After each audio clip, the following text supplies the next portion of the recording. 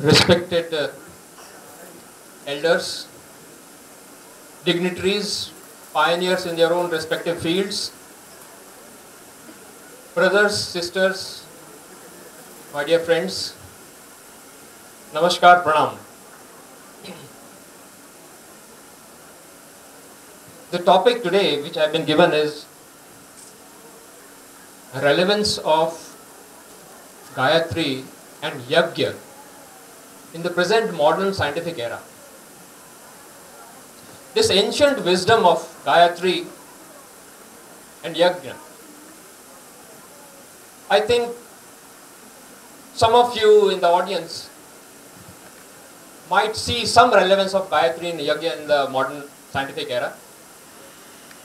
Some of you might feel it to be irrelevant. So I have two things to do. For those who feel that there is a relevance of this ancient wisdom, ancient Vedic wisdom in the modern scientific era, for them my presentation will reinforce and buttress their belief.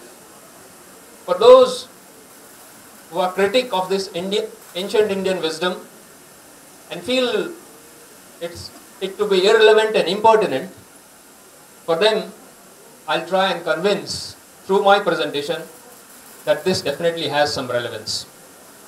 Next please. Now we have three problems here. The first problem is, why did the running horse stop? Ghoda atka kyun? The second problem is, why did the betel leaf rot? Pan bigada kyun? The third problem, why the chapati got charred? Roti jali kyun? See, there are three problems. Next. And one reason for that problem is they were not moved. If you see, in the horse stable, they don't tie the horse down. There's a farm, big farm, and the horse is allowed to move, roam around freely, so that the muscles doesn't get atrophied. If you bind and tie the horse down to a particular place, don't move the horse will stop. Similarly, the pan, if you go to a pan ka galla, you would see that the pan wala is always, turning the leaf upside down in a moist cloth.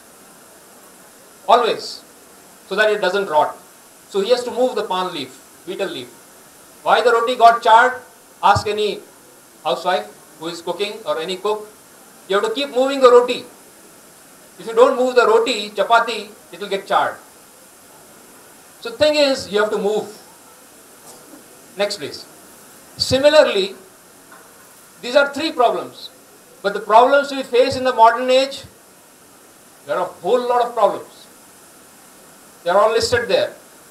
These are one set of problems. Next please. There are another list of problems. We are riddled with problems. If you classify these two problems, you would realize that one set of problems are because of problems in the inner environment, in the inner milieu, in the inner mind, the internal problems. Next set of problems are the problems which we face in the outer world, the outer environmental problems. Why?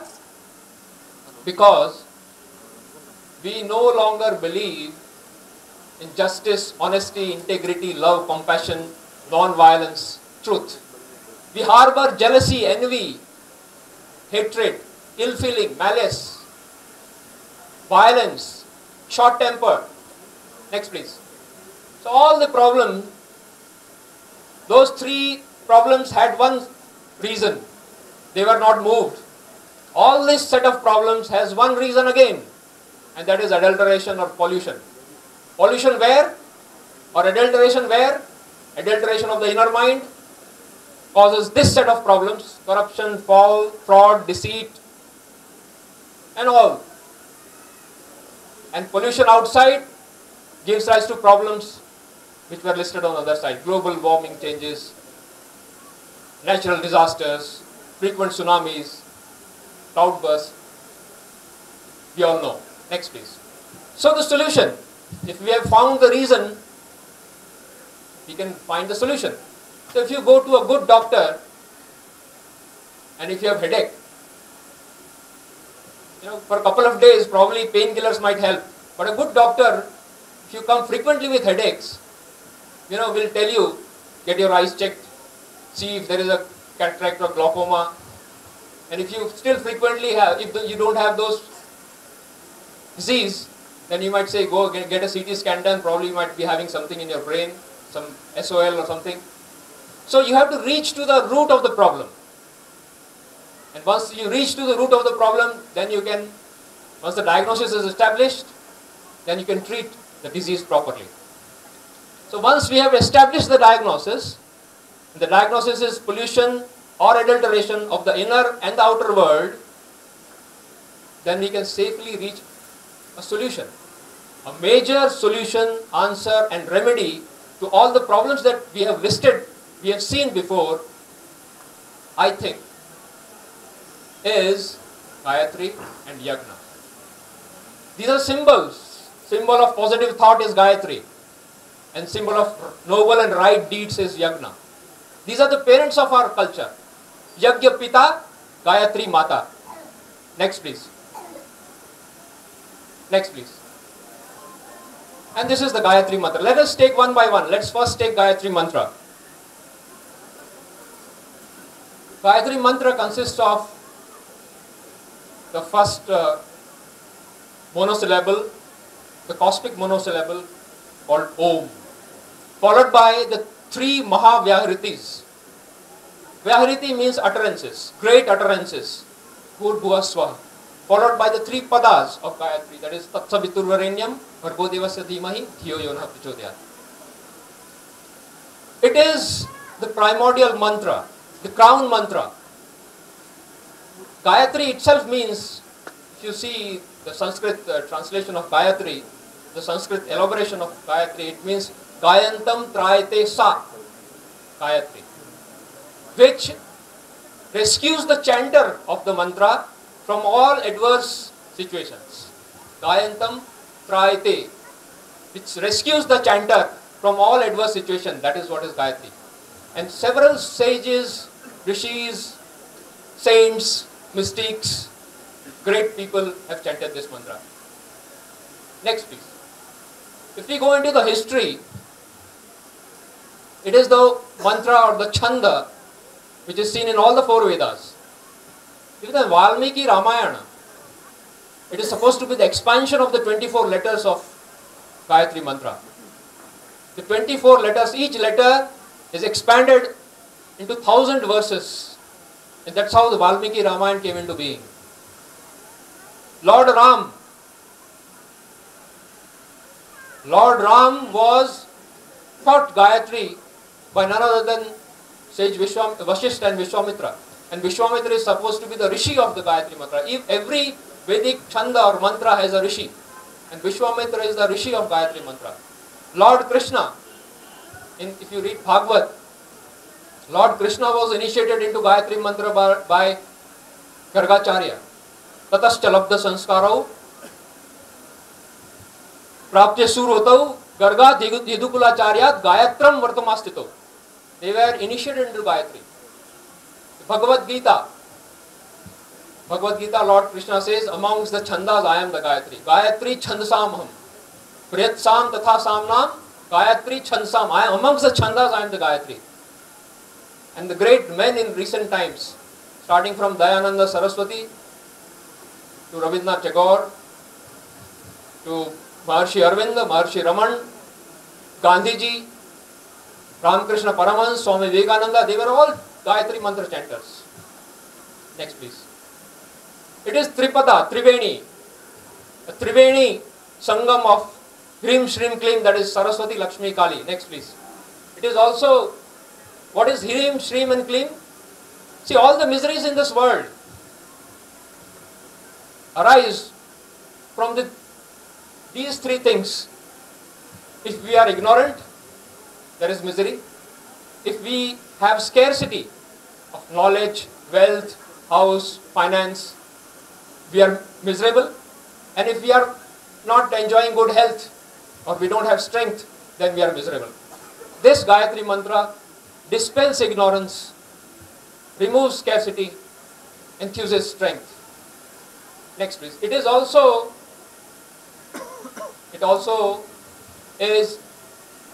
represents Brahma, Vishnu, Mahesh, the creator, operator and destructor. Let us start with each syllable or each letter of the Gayatri mantra. First of all, the mystic monosyllable called Om. It is a primordial sound, the cosmic sound, the divine sound, the sound of the universe, and also song of the sun, sound of the sun. See, the Solar Dynamic Observatory of the NASA and the SOHO, that is the Solar and Heliographic Observatory of the NASA, they have recorded the sound of the sun. It is such a deep sound with such low frequency, very, very deep sound. The frequency, 1 in every 5 minutes, that is the frequency. So they recorded 40 days of recording. They did 40 days of recording, compressed it more than 4,000 times, and they found that the sun also sings Om. It's a deep humming sound. Astrophysicists, they have detected echoes of the Big Bang. We all know that sound and ideas in this universe doesn't fade. It fades, but it doesn't die. Astrophysicists have been able to record or have been able to detect the echoes of the Big Bang. And they have again found it to be very similar, a deep humming sound, very similar to Om. I mentioned here one International Journal of Computer Science and Network Security. There was an article by Indian scientists from University of Amravati, Ajay Gurjar and Ratake. And they have done a time frequency analysis of this cosmic monosyllable, Om. And they have found out through complex mathematical calculations, what they have deduced is if there is a rhythmic and frequent chanting of Om, the chanter enters into a meditative or contemplative state. If we look into our history, if you look into Kathopanishad, in Kathopanishad there is a dialogue between Lord Yama, Lord of Death, and Nachiketa. Nachiketa is constantly bugging him. Please tell me what is Brahma. Please tell me what is. And then, once he sees that this disciple of mine is very sincere, he decides to tell him. Tat te padam sangrahen bravimi. What is Brahma? I am going to tell you in brief. Om iti etat. He says that Brahma is nothing but Om. Om iti etat. Etat eva aksharam Brahma. Etat eva aksharam param. Etat eva aksharam gyatva yo yat ichchati tasya tat. That is Brahma.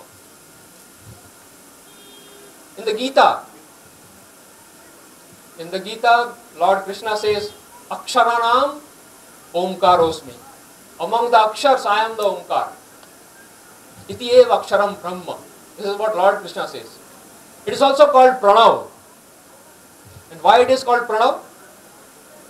If you see the etymology of this Pranav, Prana means pran, and Vaha means Vapu. Vapu means body, ocean, reservoir. So it is the reservoir of the pran, which creates this world, which runs this world. Once I was in UK and I was invited by one of my NRI friends to his house. And he had been there for about 20 years, so his children, they were not tuned to what Indian culture is. And once I was sitting with the child in the house, which is about 7-8 years of age, his parents, my friend, used to tell him, you must go in front of God God's image, hold your hands and say some prayers. So that child, he used to say, no, I will not go. So then he asked me, that child asked me, when I was sitting alone, he asked me, uncle, you tell me one thing. Why my deity, he had Lord Ram as a deity in his house. Why this deity, your Lord Ram, is he a warmonger? Is he ever always ready to fight? I said, why? Why do you ask me so? He said, he is always carrying Dhanush Baan with him. It seems he is, always ready to fight. The answer is, Pranavo hi dhanu, Pranavo hi dhanu, Sharo hi atma, Brahm tat laksha uchyate. If you see the Dhanush, it's a symbol. Dhanush, if you see, is like Om. Dhanush is the bow. Bow is like Om. Pranavo hi dhanu, Sharo hi atma. Sharo means arrow. Sharo hi atma, and what is the target? Brahm tat laksha uchyate. That laksha is Brahma. Apramattena vedavyam. Don't procrastinate. Don't be lazy. Don't be indolent. Apramattena vedavyam. That is what it. Lord Ram, when he carries Dhanush, he says, load your Atma on the bow of Pranav and set the target. Focus on the target, which is Brahma. That is a symbolic representation when Ram carries that. So that I said Pranav. And if you see the etymology, Genesis, say Almighty, we call Almighty God as omnipresent, omniscient, omnipotent. You see the genesis of these words. It all starts with Om. Om means all, universe, the whole universe. And what it teaches us, as I said, Gayatri is the solution. What this Om teaches us, omnipresent. He is beyond boundaries. He cannot be confined to just one country or one town. Once we realize that the Lord is beyond boundaries, that one God, Almighty, is beyond boundaries, all the conflicts between nations will go away. Omnipresent, He is present everywhere. We have to put surveillance cameras to see if there is a theft, or every big store or big mall, or people have surveillance cameras to know who is carrying out, doing what. God is like a surveillance camera. If we can learn from this Om, omnipresence of God, that God is like a surveillance camera, we will not do anything evil. He omniscient. He knows everything. He can't be fooled. We can fool people. We can fool the police. We can fool the judiciary. But we can't fool the Almighty. See, all these omnipotent, all these, even the word omphalos, those who are doctors will know. Omphalos, what we call is umbilicus. Source of prana to the child comes from the umbilicus. That is called omphalos. And even the biblical words, Amin and Amen, they have the same root as Om. See, in Sanskrit, Om means yes. If you say, Tau Nam Anilah, I will say yes. Om means yes. So be it. These are the biblical words. Next please. Next please. No, go back. After this Om comes Bhur Bhuva Swah. Bhur Bhuva Swah, place-wise, if you see, earth, atmosphere, space, body-wise, Sthul Sharir, Sukshma Sharir, Karan Sharir, what we call physical, subtle and causal. State, the three states that we live in, awake, dream and sleep, and time, past, present and future. This represents Bhur Bhuva Swah. All those who know physics might know that in the early 20th century, there was a big debate whether this matter is in a particulate form or in a wave form. Because when these proton, neutron and electrons got discovered and they had a particular wavelength, there was a big debate amongst physicists whether the matter or the earth, whatever we see, is a particle or a wave. And that time, de Broglie, Heisenberg and all, they were debating this issue, Schrodinger and all. And that time Heisenberg, Werner Heisenberg, a German scientist, he propounded a theory, a principle, Heisenberg uncertainty principle. That's what we call it. Because at a particular time, if it is a particle, it is not a wave. If it is a wave, it is not a particle. It cannot be together at the same time. And he was very much influenced by the Indian philosophy. So after he propounded this Heisenberg uncertainty principle, he came to India. And he wanted to know what the Indian mystics, the Indian philosophy says about matter. He met Rabindranath Tagore. And Rabindranath Tagore told him one verse of Vivek Chudamani. Yadidam sakalam vishwam nana rupam pratitam agyanat yadidam sakalam. Whatever you see around, you see various forms. Nana rupam pratitam. It looks, you see several things in this universe, in this world. Nana rupam pratitam agyanat. That is because of ignorance. Tat sarvam brahmaiva pratyastasaish bhavana dosham. It is because of our ignorance that we see different things. It is all one, and that is Brahma. So this Lord Almighty transcends place, body, state and time. Next please. Tat. Bhur bhuva swaha tat. See how similar it is. Tat in Sanskrit means that in English. Tat and that. See how similar they are. Very similar. Why that? This word teaches us, we are all the time worried about this. See, there are two words in Sanskrit. Etat and tat. Etat means this. Tat means that. We are always worried about this. This my bungalow, this my car, this my family, this my son, this my daughter, this my post, and this my degree, this my paper. We are always worried about this. We never think about that. What is that? That our neighbors, the society, the country, the civilization, environment, future, death, life beyond death, things which are invisible. So Gayatri Mantra focuses and stresses upon the fact that we should not ignore Tat. We should not ignore that. We should not ignore what we can't see. There is much, much, much beyond what you can see. Next. Tat, then Sabitu. Sabita means sun.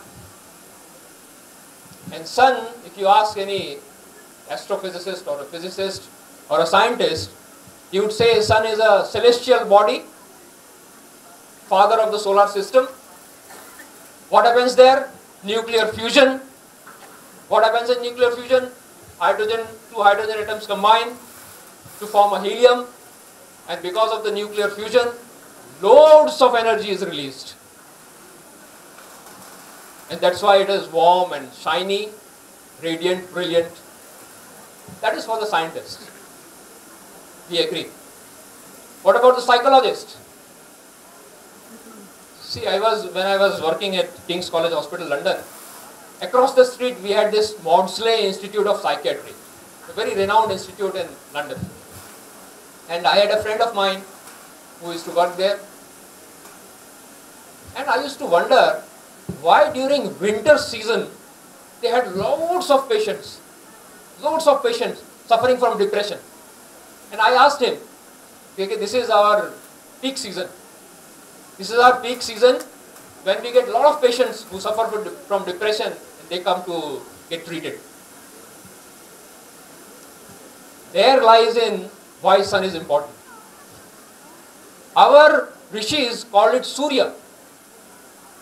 And if you break the word Surya, if you try and find the genesis of the word Surya, it is Su plus Ir. Su means good. Su is a very simple word. Su means good. And Ir means which releases. So Surya releases what? Good vibes. Good vibration. See, my doctor friends will know, if a patient stays in the ICU in artificial light, he develops ICU psychosis. He should see the sun. Once he is made to see the sun, he feels good. There is something in the sun, that's why our rishis call it Surya, which sends positive, good vibrations. Savita, prasav. Prasav means to, labor is called, when a woman gives delivery, it is called prasav. Sun is called Savita because it creates the world. The whole solar system, even the physicists know, 99.9% of the things in the solar system has originated from the sun. So it is Savita. See, our rishis were very intelligent. They knew everything, how the solar system is generated. And if you look into our scriptures, in Gita, Lord Krishna says, what is Surya? I am Surya. Tapami aham varsham nigrihami utsrijami cha. I shine as the sun. When I shine as the sun, tapami aham varsham, I create rain. Varsham, varsha. Nigrihami, and then the creation is carried forward. Aham varsham nigrihami utsrijami cha. Yajurveda says, Brahma, Surya Samah Jyoti. Next, please. And what are the characteristics of this sun? There are two things which a sun possesses, and what we should imbibe or learn from the sun. One thing that it has is light. It dispels, the light of knowledge dispels ignorance. So we should live an enlightened life. If you walk in the dark, if you carry a torch, then you are able to see the path which you have to tread. We should be a guide for others, a role model. See, why we worship moon? In Chandra, we call it Chandra Devta. In our scriptures, moon is called Chandra Devta. A physicist will tell you, your Indian philosophy is hopeless. Chandra is nothing but rocks and few minerals. Why should you worship Chandra? But if you see, philosophically, Chandra, does it have anything of its own? Nothing. But what it does is, the beautiful thing that it does, when there is no sun, whatever the sun's rays it receives, it reflects to us. It doesn't have anything of its own. But see its mentality, magnanimity. It reflects whatever light it gets. So we have to lead the light, we have to learn that we have to lead an enlightened life and be a role model or guide to others. The second thing that the sun possesses is warmth. We should be warm in our relationship. We should have warmth in our behavior. We should be warm when we interact with people. These are the two things which we should learn from sun. And all the problems that I enumerated before, they will be taken care of. Varenyam. There are two meanings of this word, Varenyam. Var means worth choosing. And Varenyam also means virtuous, righteous. So we have to see, this Lord has created on this earth both good things, bad things, good things, evil things. We have to use our discretion. As Tulsidas says, Jad Chetan Gun Doshmay Vishwa Kini Kartar. There is Jad, there is Chetan. Gun, Dosh, everything is there. Both aspects of life are there. What we have to realize, we have to learn what is worth choosing, what is selection worthy, what is desirable and what is worth embracing. So we have to develop that reasoning. Once we start using that discrimination, that discriminating ability, that discerning ability, what is right, what is wrong, we can treat a good path for our life. Next please. Then comes the word Bhargo. Bhargo again has two meanings. Bhargo is the lustre, the radiance of the Lord, the radiance of the Almighty, the radiance of whichever deity. See, one thing I must tell you here is Gayatri Mantra does not mean that you have to have Gayatri Mata in front of you. It doesn't mean the God or the deity of this mantra is Sun, is the radiance, is the Almighty, which you can have in any form. You can chant this mantra in front of your Lord Ram or Lord Shiva or Lord whichever. Or even if you are an atheist, for atheist, there can be no deity, but there is always sun. You can't deny the existence of sun. So, Bharga means the radiance or lustre of that Almighty. We have to imbibe that radiance and lustre. And what that lustre or radiance will do? It will roast and burn all the immoral desires, leanings, inclinations and tendencies. Both things need to be done. We have to enrich ourselves with good things.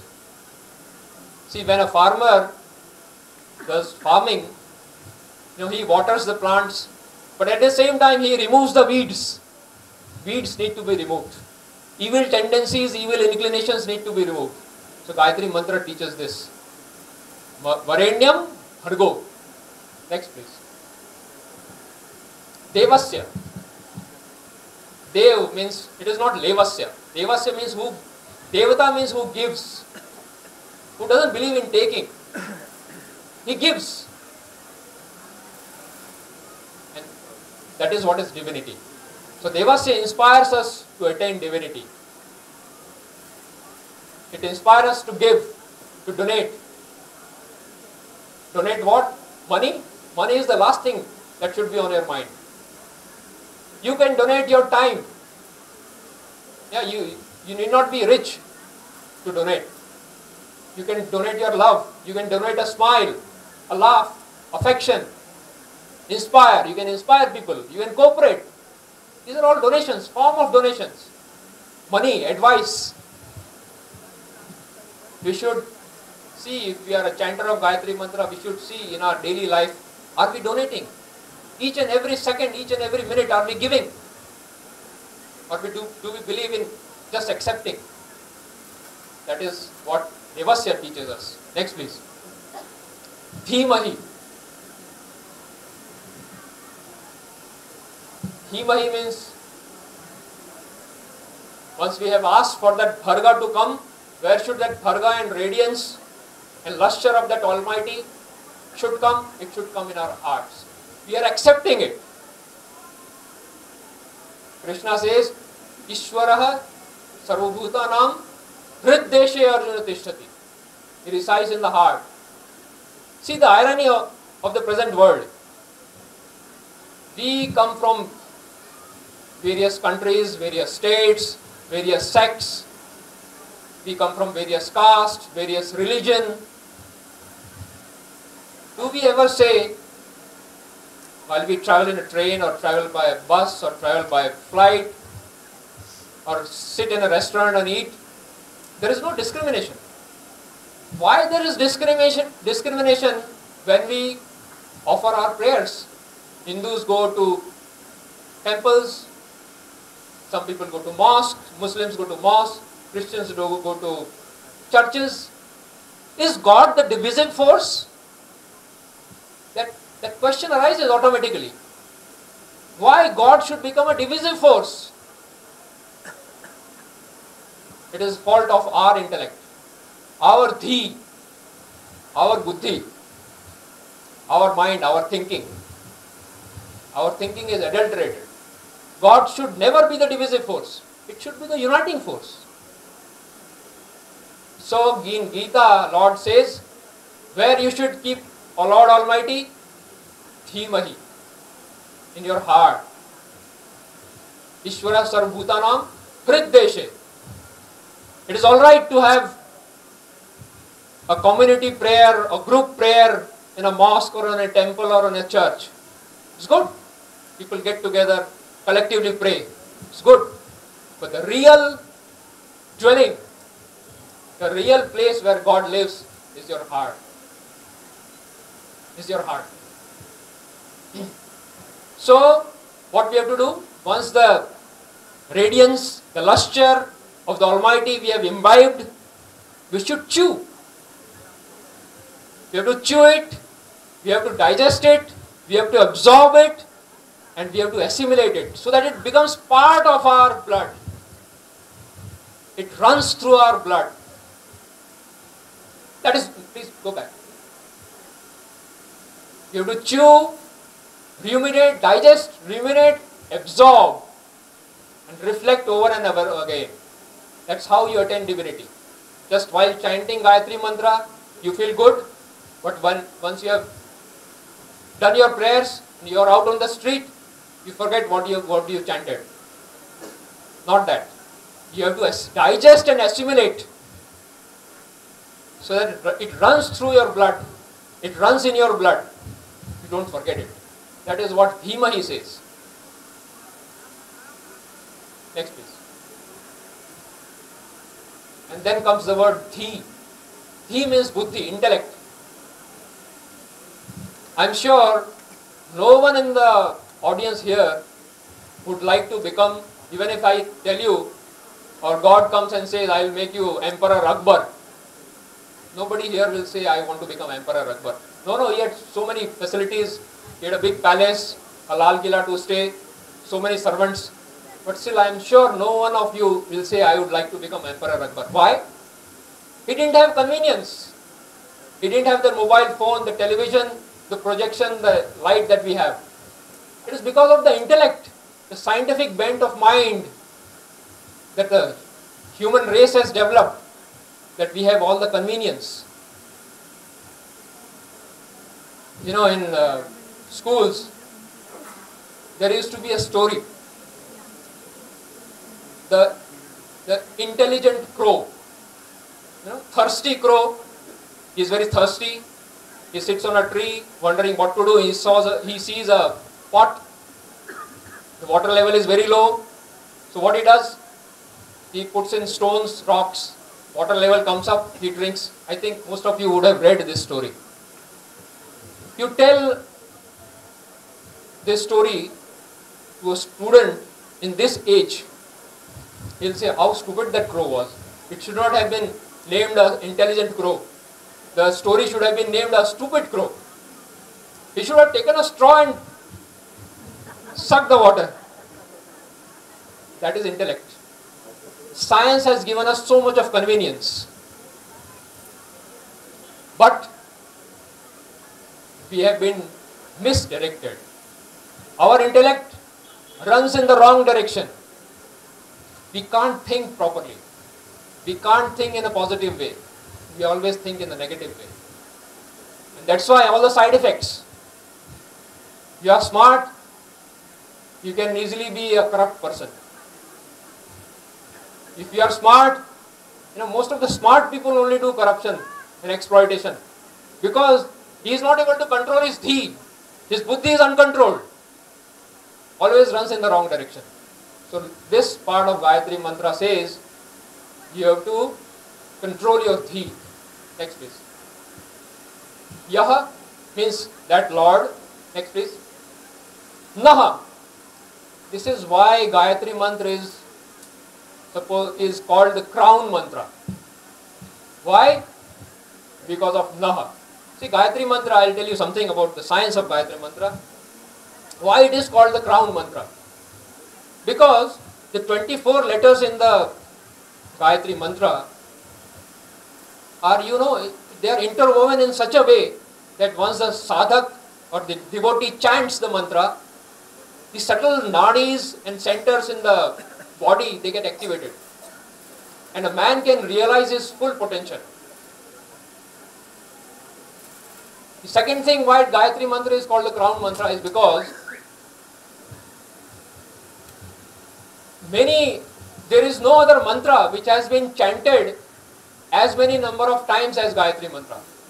Starting from Vedic times, this mantra has been chanted many more times than any other mantra.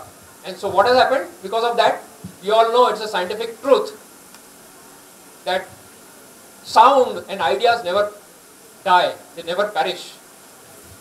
Because of the chanting through so many years by so many devotees, their faith, their devout austerity, their devotion has led to an accumulation of a huge spiritual energy in the subtle celestial sphere around the earth.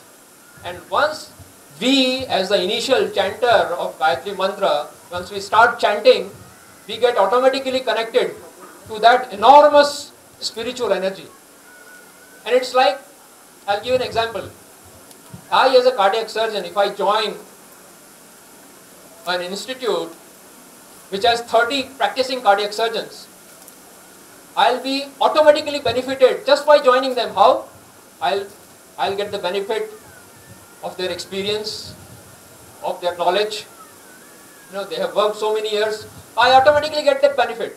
Similarly, once you start chanting Gayatri mantra, you automatically get the benefit of whatever huge store of energy has been stored in the celestial sphere. So that is another reason why Gayatri mantra is the crown mantra. The third reason, it is a mantra in Sanskrit. And once you do Sanskrit mantra chanting, one doctor, a neuropsychiatrist, I think, if I remember his name correctly, it's Fred Travis or somebody in the United States. Fred Travis? Yeah, Fred Travis. He has done experiments where he has found that if you do Sanskrit mantra chanting or even Sanskrit reading, your parasympathetic activity in the body increases. That means, how they have found this out? The skin resistance, from skin resistance, they have done EEG, ECG, heart rate, respiratory and all. I will not go into details. But what he has found out, the skin resistance increases, parasympathetic activity increases. That means you go into a mode of contemplation. A meditative state is achieved. You feel the joy. The inner conflicts are gone. So I think that is why Gayatri mantra is a crown mantra. Anyway, Naha. Naha means collective wisdom. As you chant Gayatri mantra, you are no longer chanting for yourself. This is one of the reasons why it is a crown mantra. You are no longer chanting for yourself. Individuality is lost. Why? Because of this word Naha. Naha in Sanskrit means collective. If I chant Gayatri mantra, I am chanting for everybody. Everybody in this universe. Everybody in this universe. So it is a collective wisdom. The collective wisdom has failed us. And that's why in the modern scientific era, we are having so many problems. The collective wisdom has failed us. So what this word emphasizes, we, ours and us should take center stage. Not I, me and mine. Selfishness has to go. We have to bring an end to selfishness. and the minimum amount of selfishness you have, the more spiritual you are. Spirituality is indirectly proportional to selfishness. Next please. Prachodayat. Prachodanam kuryat. Please guide our intellect, funnel and channel and direct our intellect, our dhi, where? In the right direction. Next please. So I have translated this for the benefit of those into English. Om, omnipresent effulgent, we meditate upon thee. Please come and reside in our hearts, burn our wrong desires, and guide our intellect in the right direction. This is a simple meaning of the word Gayatri mantra. Next please. So what is the result of Gayatri sadhana? You become virtuous, you have the discerning power, you think rationally, your attitude changes, your willpower increases. How your willpower increases? Because you feel part of that Almighty, that omnipresent force. So you never feel scarce of power, scarce of energy, scarcity of energy. Next please. There is increase in divinity. Of course you gain material wise also, success, wealth, prosperity, and removal of calamity and misfortune. Next please. See, if you see the origin of thoughts, basically Gayatri mantra aims at funneling our thoughts in the right direction. If you see the origin of thoughts, there are two pairs in all of us, two pairs. One, the outer mind and intellect, and the inner mind and ego. What we call chitta and ahankar, inner mind and ego, that is man and buddhi. Sorry for the font because I was not able to open my laptop. But anyway, that is man and buddhi, outer mind and intellect. That is the outer mind. What is the inner mind? Chit and ahankar. What happens? How the thoughts originate in us. The original thoughts come from chit and ahankar. Whatever nature we have, whatever swabha or likings or dislikings we have, whatever sanskar we have over the many lives that we have lived, over a period of time that we have lived, that becomes the crux of the origin of thoughts. And that is modified by the circumstances in which we stay, by the societal norms, by the civic norms of decency, and by also fear of penalty. We manipulate those thoughts. What Gayatri does, next please, is it has a direct effect on the inner mind. The origin from where the thoughts evolve, it has a direct effect there on the chitta and ahankar. The sadhak or the devotee starts believing that he is part of the divinity. And while worthless, inferior thoughts are not in sync, not in resonance with his status, honor or dignity. That is what that sadhak starts feeling. Next please. And the 24 letters represent 24 devatas. I will not go much into detail. Next please. The power that you get out of chanting this mantra. Next please. It is metaphorically also called Amrit, Kalparvriksha, Kamadhenu and Paras. There is nothing but Gayatri. Next please.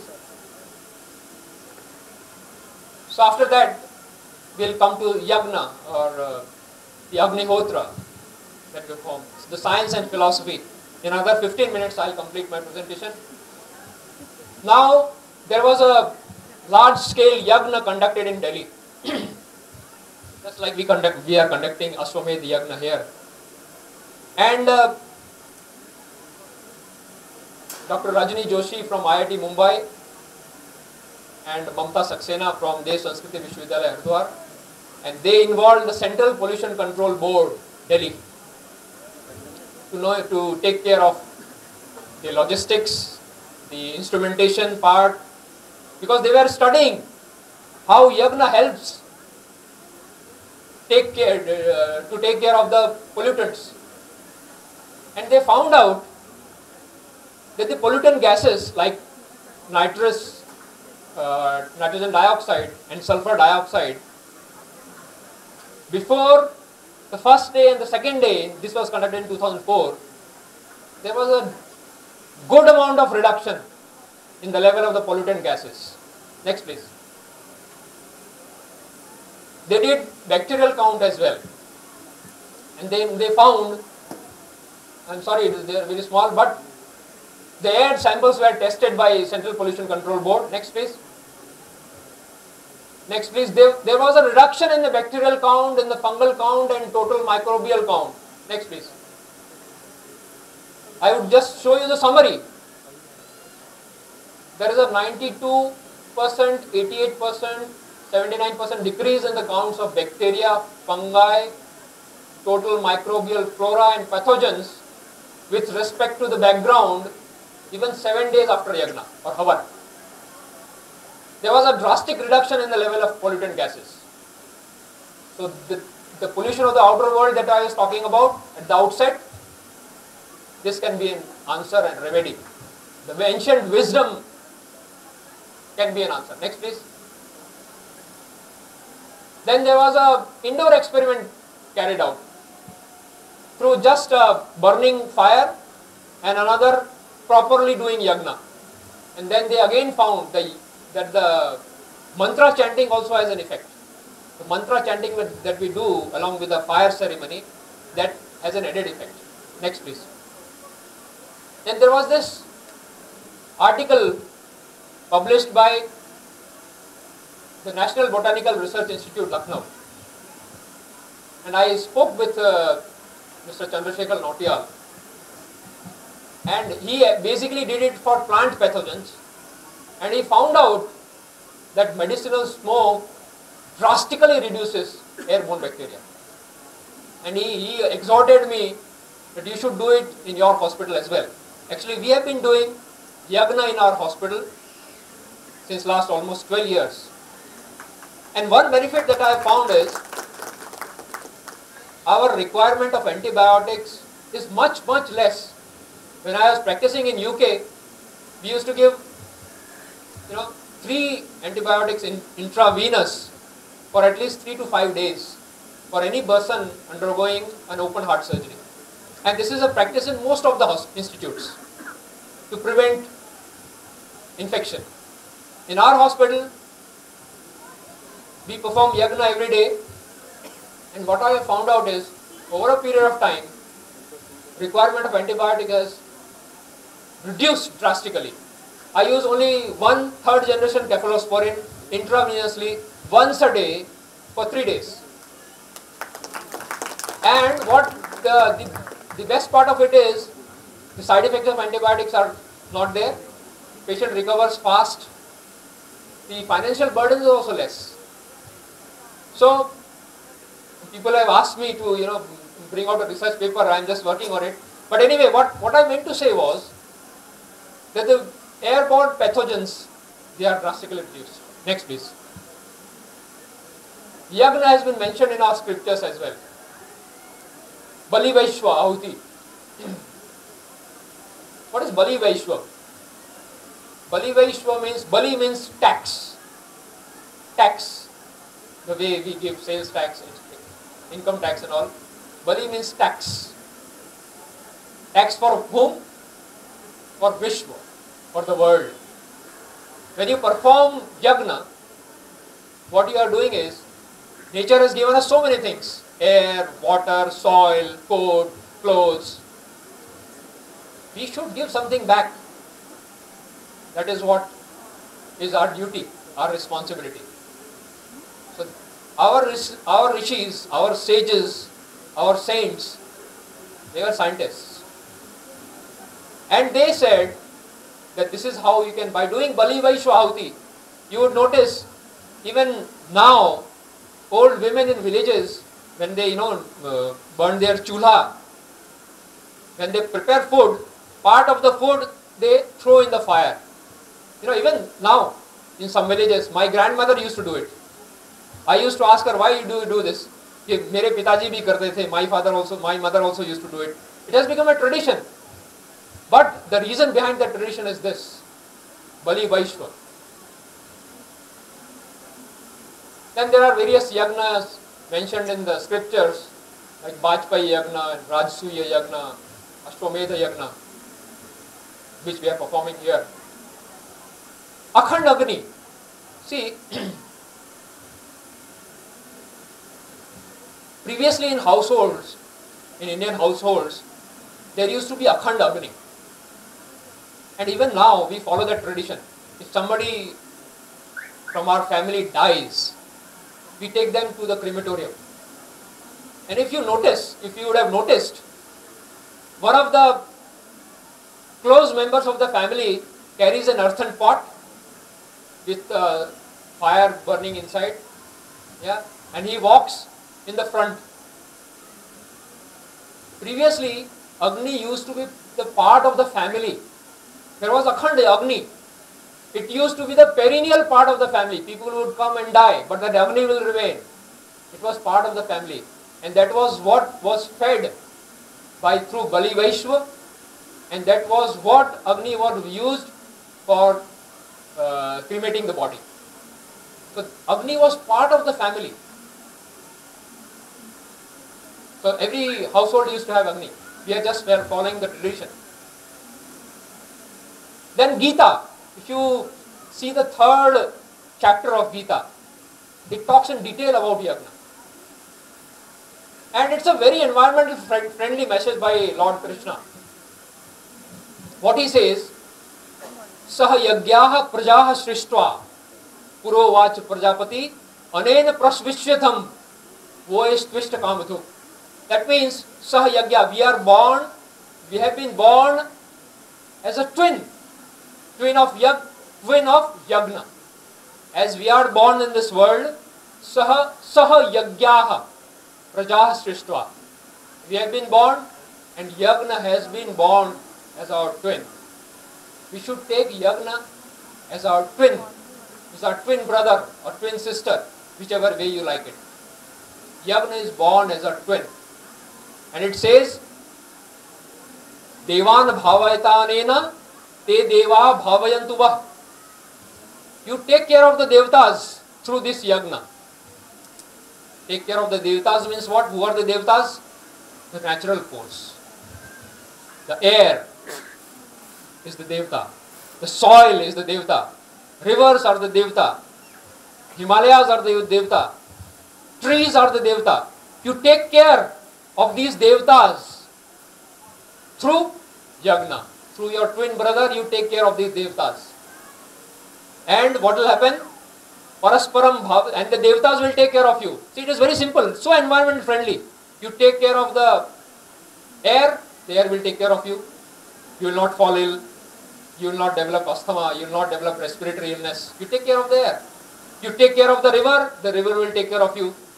Otherwise you will develop diarrhea. If you pollute the river, it is going to come back to you. You take care of the plants will take care of you.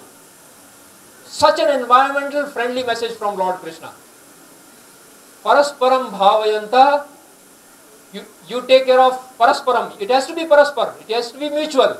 There has to be a symbiosis. There has to be a mutualism. It can't be one-sided. You can't be a prey. It can't be a predator-prey relation. It has to be mutual. You take care of the nature will take care of you. Parasparam bhavayantah shreyaha param avapsata, and reach glory. Such environmental friendly message. And this is the way, see, donations which are silent, donations about which you don't speak in public, which you don't harp upon, is supposed to be the best donation. बाएं हाथ को पता नहीं लगे कि दाहिना हाथ ने क्या दिया. That is supposed to be the best donation. And if you perform yagna, you are doing the best donation. Because nobody knows. You are nourishing the environment. You are nourishing the air. You are removing the pathogens. You are doing a big favor to the society.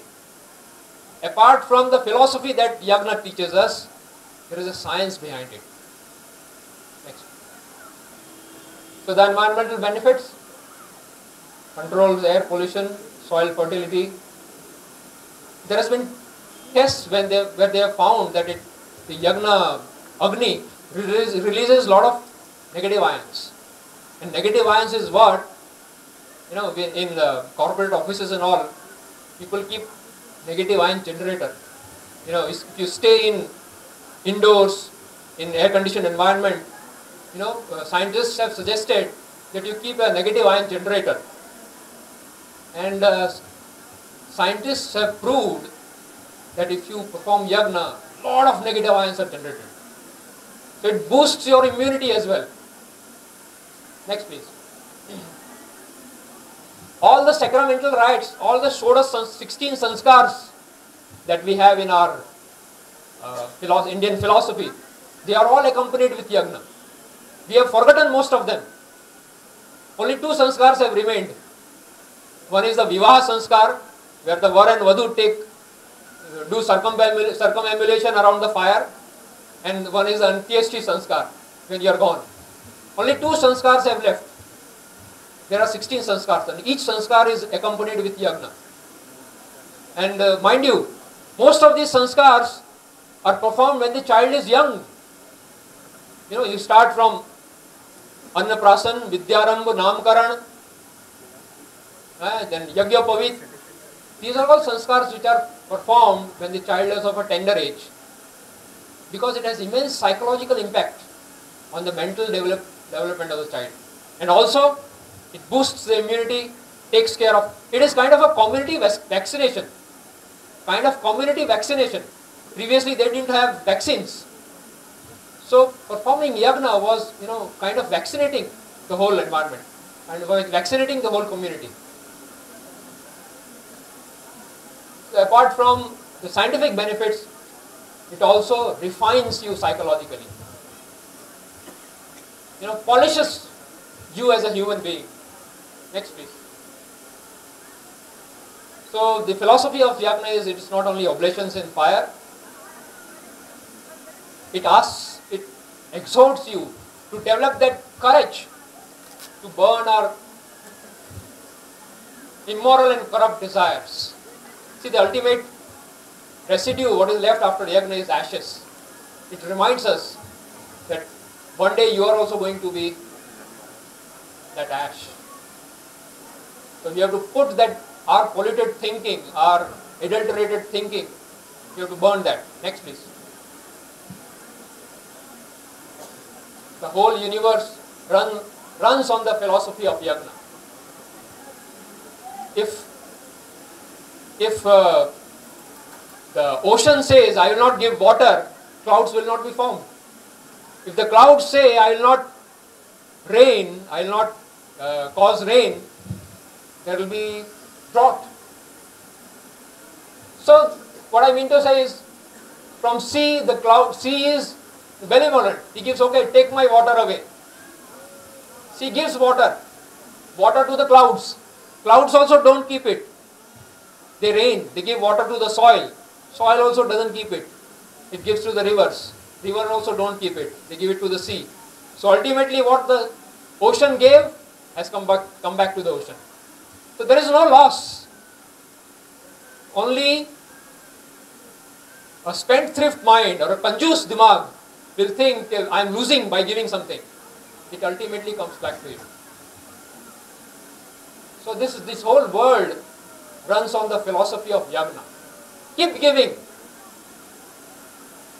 We work, we earn, we get food. Hand gives food to the mouth. Mouth doesn't keep it, gives to the stomach.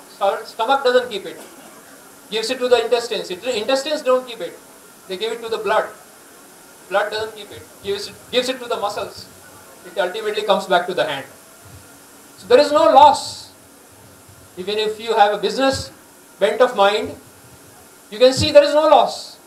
Ultimately it comes back to you. So this is the principle of yagna, yagnic philosophy. Relay, pass on, selfless giving. No hoarding. No hoarding.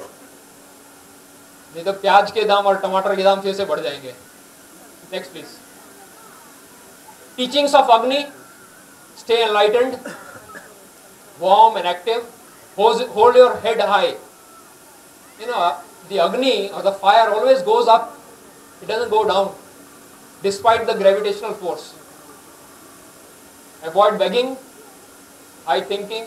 Impartial. Fire is impartial. Whatever you give to the fire, it will burn to ashes. So this is the philosophy of fire. Next please.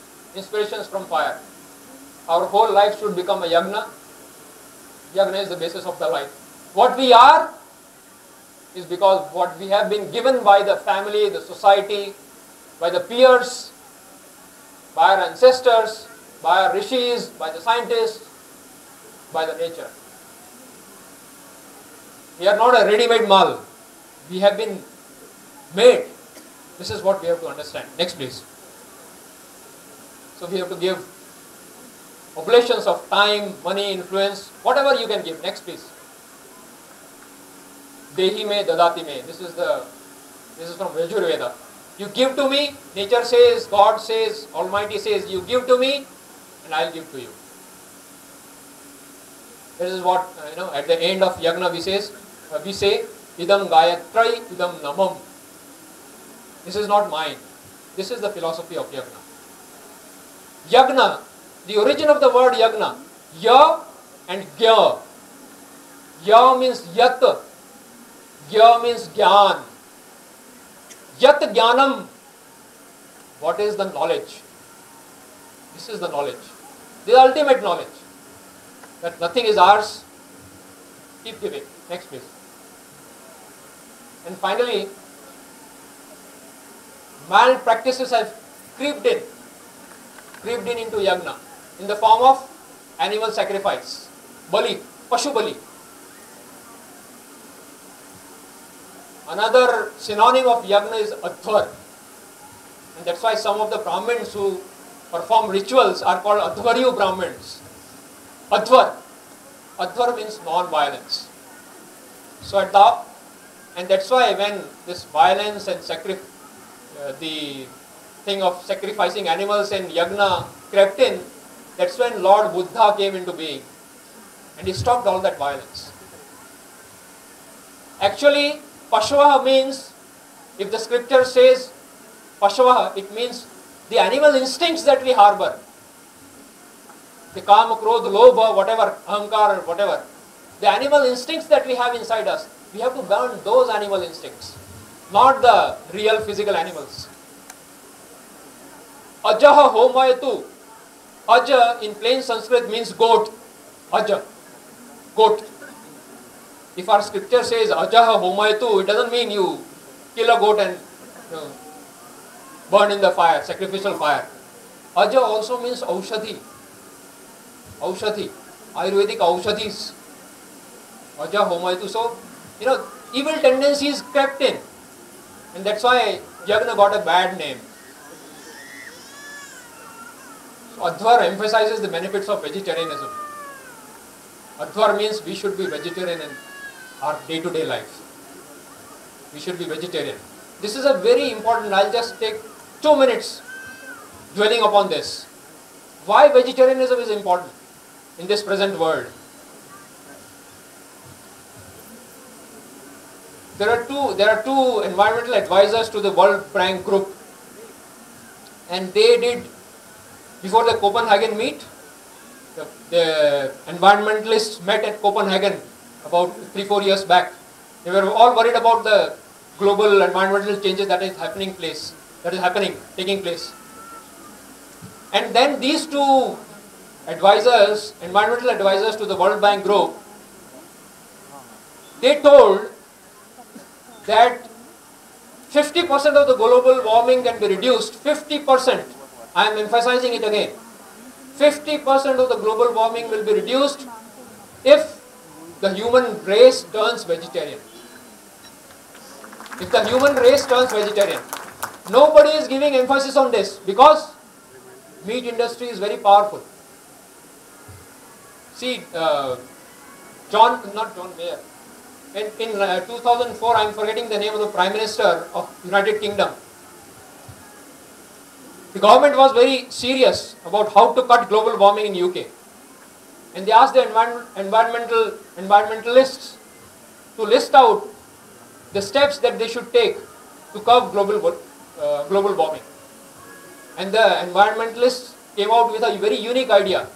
Ask the UK citizens to shun non-vegetarianism at least once a week, 1 day a week.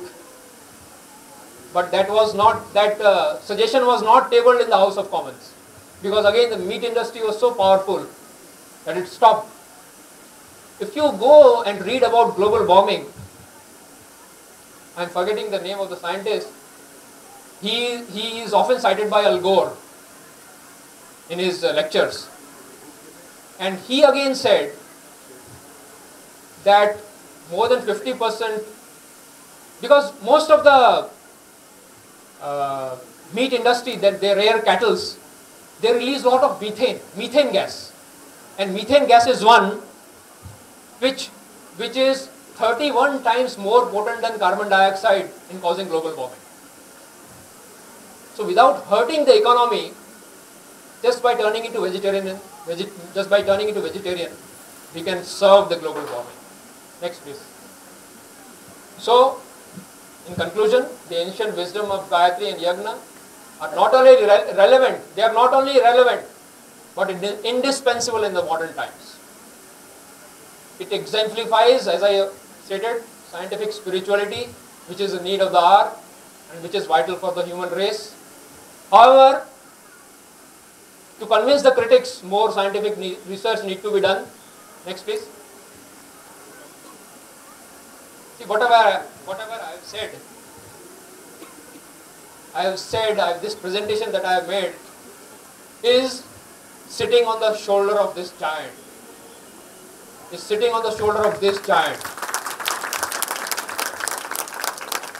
Pandit Sri Ram Sharma Acharya, not only my spiritual master, a great Gayatri Siddha, founder of Gayatri Pariwar, written books which so much he has written that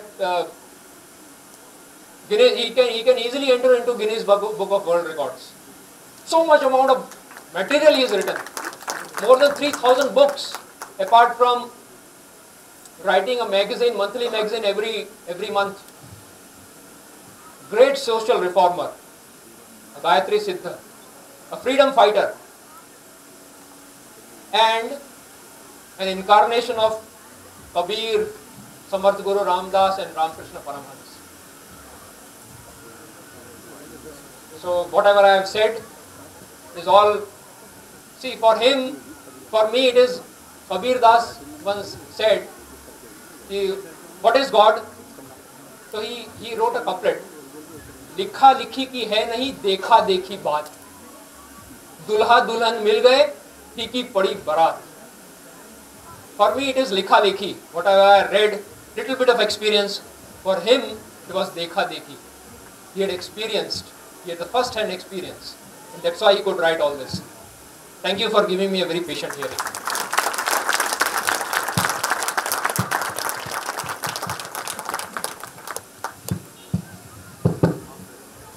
Thank you, Dr. Jha. It was profound knowledge. So as he has himself told that he was sitting on the shoulders of this giant, Yuga Rishi, Vedamurti, Taponishta, Pandit Sri Ram Sharma Acharya.